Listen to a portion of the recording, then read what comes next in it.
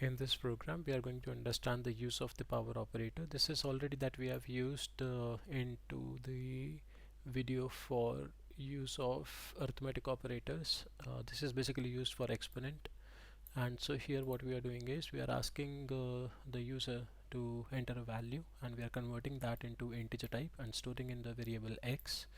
And it's basically like, let's say for example we enter the value 2.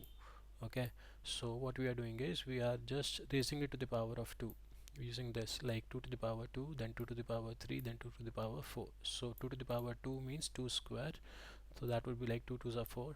Then 2 to the power 3 is like 2 cube, so that would be like 2 multiplied 3 times, so 2 2s are 4, 4 2s are 8. And likewise we are multiplying 2 to the power 4, so that means 2 multiplied 4 times, so 2 2s are 4 and 4 4s are 16. So here when you execute the program, the number that we are giving here first is 2, so it says 2 to the power 2 is 4, like 2 multiplied by 2 twice. Then 2 to the power 3, that means 2 cube, so that would be like 2 multiplied 3 times. And then 2 to the power 4, that means 2 multiplied 4 times. So accordingly it is giving the results. This is the use of power operator. This is also called as exponent.